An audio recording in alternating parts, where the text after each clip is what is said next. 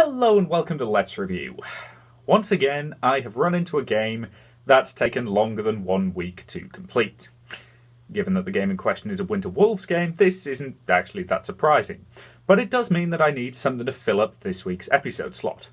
And, well, since I lack imagination sometimes, it is time to once again go digging in the crate.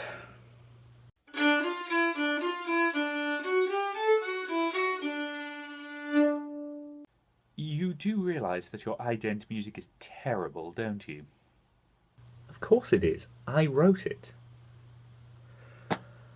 I've talked in the past about my favourite Star Wars game, Knights of the Old Republic. But it's worth noting that I didn't actually play this series in the correct order. No, the first game I played was KOTOR 2. And while I maintain that I prefer the original, Knights of the Old Republic 2 is in many ways the more interesting game. But I'm getting a little ahead of myself. Ladies and gentlemen, Star Wars, Knights of the Old Republic 2, The Sith Lords. Nothing quite like a short, snappy title. Yeah, but it's not exactly a major issue, is it? Knights of the Old Republic 2 follows a character who would later be named by Star Wars canon as Meetra Surik, but during the game itself is referred to only as the Jedi Exile. He, or possibly she, was one of Revan's generals during the Mandalorian Wars, and they detonated some sort of weapon of mass destruction over the planet Malachor 5. You learn this fairly early on, but naturally you don't actually get the full story until near the end of the game. A little cliché perhaps, but I suppose it works. Oh, it can. The Exile finds themselves in possession of the Ebon Hawk and T3M4, last seen with Revan, and neither of which are able to explain how they ended up where they currently are. This forms the thrust of the story, as the Exile finds that since the end of the previous game, Revan has vanished, and as a result the galaxy has pretty much fallen apart. The Republic is in very bad shape, desperately trying to keep itself together, and the Jedi are all but extinct. How many times have the Jedi almost gone extinct exactly? At least 2, probably a lot more than that. The Jedi Exile decides that the only thing they can do is attempt to reunite what few Jedi remain in the galaxy, hoping that they can work together to bring peace. And while I'll freely admit that the main plot of KOTOR 2 is weaker than that of the original KOTOR, it does manage to tell some very interesting personal stories within that. Every member of your crew has a damn good reason for being there, and a lot of them are latent Force sensitives. Meaning that if you play your cards right, you can have a crew that consists of over a half dozen Jedi, plus a bunch of loyal droids, and the leader of the Mandalorians. It also includes old fan favourite HK-47, though unfortunately it should be noted that they did cut out one of the best missions. The HK factory? Yeah. During the course of the game, you'll encounter several groups of HK-50 assassin droids, and when you reactivate HK-47 and mention this to him, he is rather less than pleased. As a result, he offers to help you hunt down their factory. Sadly, this mission is not included in the original game, because due to a completely impossible to release deadline, the game was released unfinished. This is quite annoying, and it does lead to a very strong recommendation I have with this game. If you intend to play it, I would strongly recommend getting a mod called the Restored Content mod.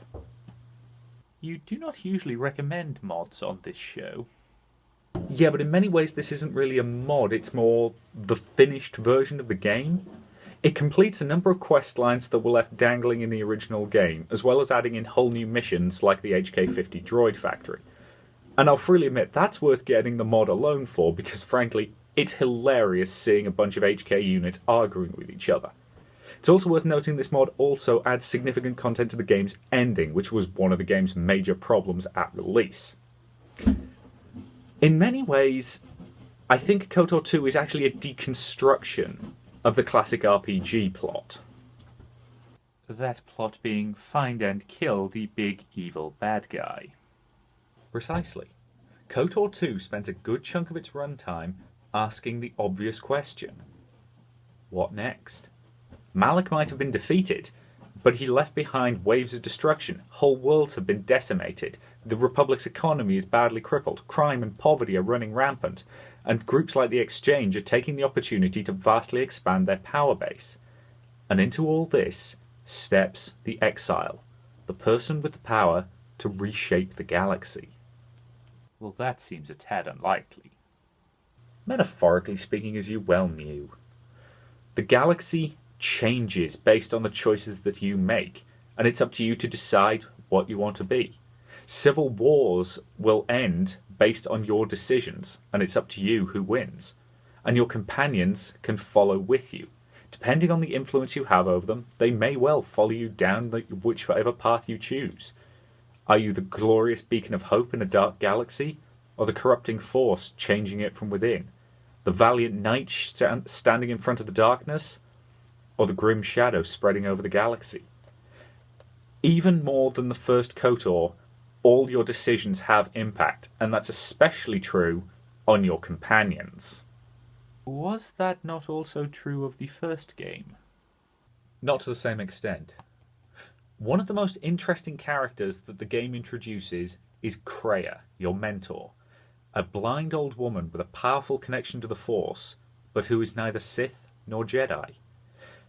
Some of the most interesting discussions you have in the game are when you're debating philosophy and ethics with her, finding shades of grey in a universe that is all too often painted in black and white. Is the moral simplicity not often considered one of Star Wars' more positive elements? Often, but if I'm honest, it's fascinating finding those shades of grey within the Star Wars universe. That's the thing. KOTOR 2 is a very different beast from KOTOR 1. KOTOR 1 was a relatively straightforward story told very, very well. KOTOR 2 is a much more complicated story, but it does have flaws in its telling, especially relating to the content that wasn't in it at release. Had all that content been there originally, I suspect KOTOR 2 would be considered a classic. But as it stands, it's still a damn good game. The combat and gameplay was significantly improved from its predecessor, and it told a very different but very interesting story. And what's more, it told it very well. And the full implications of some of the things that happen were not felt until the release of the Old Republic. Are you implying that they were laying the groundwork for the Old Republic even that far back? If I'm honest, they were probably laying the groundwork for KOTOR 3, which did eventually become the Old Republic. But knowing what I know now, it's a fascinating experience replaying this game, especially some of the later levels, and seeing all the stuff that leads into the Old Republic. KOTOR 2 is a hell of a good game, and I strongly recommend you give it a go, though that is with the caveat that I also strongly recommend the restored content mod. Now, if you'll excuse me, there's a group of alien conquerors coming this way, and the Resistance is gonna need a leader. I'll see you later.